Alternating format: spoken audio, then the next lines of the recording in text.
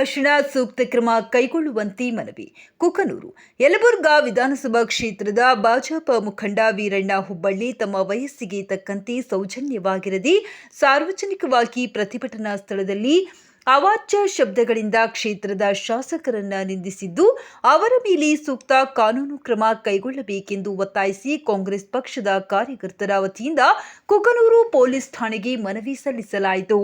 ಕುಕನೂರು ಪಟ್ಟಣದ ಕೃಷಿ ಉತ್ಪನ್ನ ಮಾರುಕಟ್ಟೆಯ ಆವರಣದಲ್ಲಿರುವ ಆರ್ಡಿಸಿಸಿ ಬ್ಯಾಂಕ್ ಎದುರುಗಡೆ ಡಿಸೆಂಬರ್ 30ರಂದು ಭಾರತೀಯ ಜನತಾ ಪಕ್ಷದ ನೇತೃತ್ವದ ಪ್ರತಿಭಟನೆಯಲ್ಲಿ ವೀರಣ್ಣ ಹುಬ್ಬಳ್ಳಿ ಮಾತನಾಡುತ್ತಾ, ಶಾಸಕರು ಹಾಗೂ ರಾಜ್ಯ ಸರ್ಕಾರದ ಸಂಪುಟ ದರ್ಜೆ ಸ್ಥಾನಮಾನದ ಮುಖ್ಯಮಂತ್ರಿಗಳ ಆರ್ಥಿಕ ಸಲಹೆಗಾರರಾಗಿರುವ ಬಸವರಾಜ ರಾಯರೆಡ್ಡಿ ಅವರಿಗೆ ಅವಶ್ಯಕತೆಗಳಿಗಿಂತ ಅವಹೇಳನಕಾರಿ ಹೇಳಿಕೆ ನೀಡಿದ್ದು, ಜೊತೆಗೆ ಹಾಲಿ ಶಾಸಕರನ್ನು ಯಾರು ಬಡಿಯುತ್ತಾರೋ ಅವರೇ ಮುಂದಿನ ಶಾಸಕರು ಎಂದು ತುಚ್ಛವಾಗಿ ಮಾತನಾಡಿದ್ದು, ಶಾಂತಿ ಕದಡುವ ಪ್ರಚೋದನಕಾರಿ ಹೇಳಿಕೆಯನ್ನು ನೀಡಿರುತ್ತಾರೆ.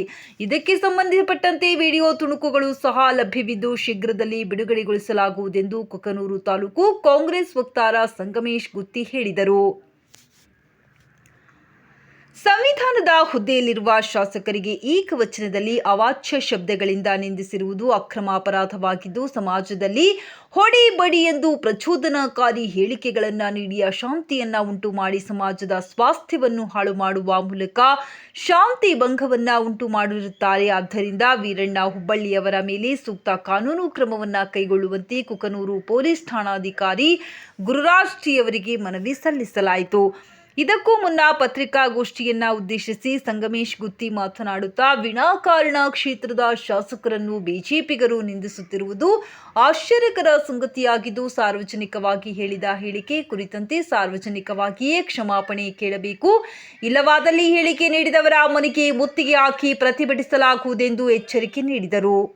ವತಿಯಿಂದ ಹಾಗೂ ಸಮಸ್ತ ಕುಕನೂರು ತಾಲೂಕಾ ಮತ್ತು ಯಲಬುರ್ಗಾ ತಾಲೂಕು ಕಾಂಗ್ರೆಸ್ ಪಕ್ಷದ ವತಿಯಿಂದ ಇವತ್ತು ನಾವೊಂದು ಮನವಿಯನ್ನ PSI ಸಾಹೇಬ್ ಕುಕನೂರು ಅವರಿಗೆ ಕೊಡೋಕೆ ಬಂದಿದ್ವಿ.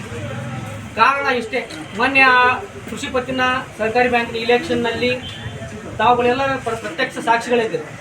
ಅವತ್ತು ನಡೆದಂಥ ಅವಹೇಳನಕಾರಿ ಘಟನೆ ದಯವಿಟ್ಟು ತಾವೇ ಅವತ್ತು ಸೋಮೋಟ ಕೇಸ್ ತಗೋಬೇಕಾಯ್ತು. ಯಾಕೆ ತೋಲಿಲ್ವೋ ನಮ್ಗೆ ಇದ್ರ ಬಗ್ಗೆ ಗೊತ್ತಿಲ್ಲ.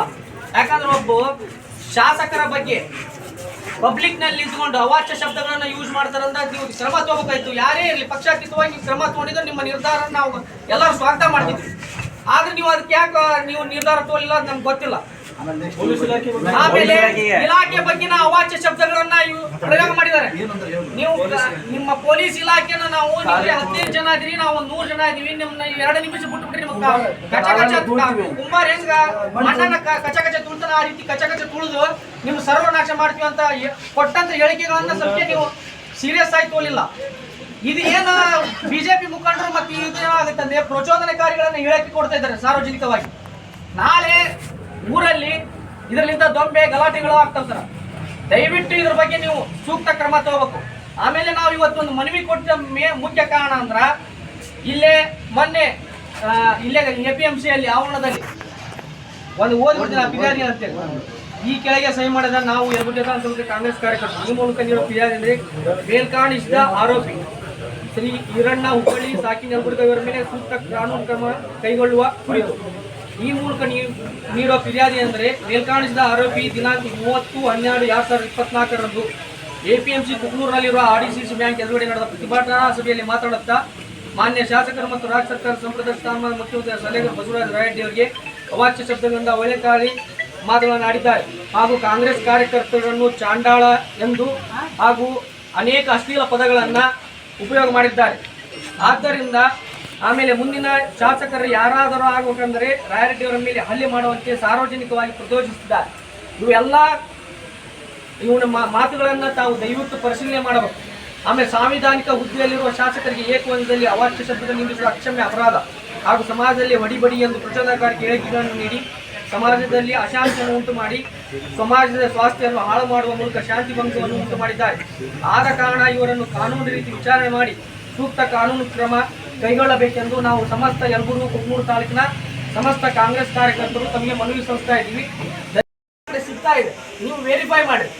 ಅವರ ಶಬ್ದಗಳನ್ನು ಮಾತಾಡದಂಥ ವ್ಯಕ್ತಿಗಳ ಮೇಲೆ ಸೂಕ್ತ ಕ್ರಮ ತಾವು ಜರುಗಿಸಿ ಇದಕ್ಕೊಂದು ಸೂಕ್ತ ನಾಂದಿ ಆಡ್ಬೇಕು. ಯಾಕಂದ್ರೆ ನಿಮ್ಮ ಇಲಾಖೆಯವ್ರ ಬಗ್ಗೆ ಅವಾಚ್ಯ ಶಬ್ದ ಮಾತಾಡ್ತಾರಂದ್ರ ಸಾರ್ವಜನಿಕರ ಬಗ್ಗೆ ಆಗಲಿ ರಕ್ಷಣೆ ಕೊಡಕ್ ಬಂದಂತ ನಿಮ್ಮ ಬಗ್ಗೆ ಗೌರವ ಇಲ್ಲ ಅವ್ರಿಗೆ. ಆದ್ರಿಂದ ದಯವಿಟ್ಟು ನಾವು PSI ಸಾಹೇಬರಿಗೆ ಎಲ್ಲ ನಮ್ಮ ಕಾರ್ಯಕರ್ತರ ಪರವಾಗಿ ಮತ್ತು ಇದರಿಂದ ಹಿರಿಯರು ಒಂದು ಮನವಿ ಕೊಡಬೇಕು ಅಂತ ಕೇಳ್ಕೊತೀವಿ. ನೋಡ್ರಿ